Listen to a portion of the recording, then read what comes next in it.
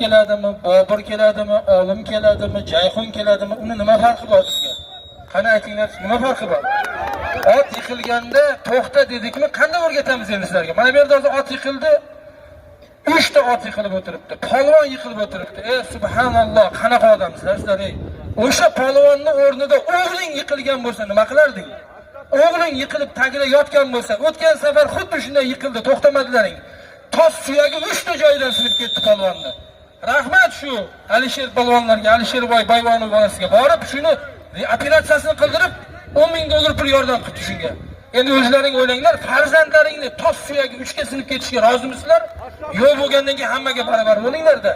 Ot yiqilyapti. Bu jonivorni necha oylab boqasizlar? Necha oy parvarish qilasizlar? Bir yuganni tort, aziz uka. Yo'q, Misha, eshitding.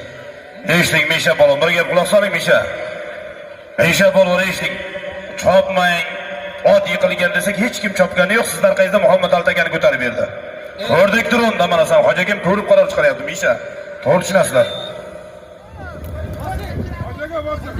Endi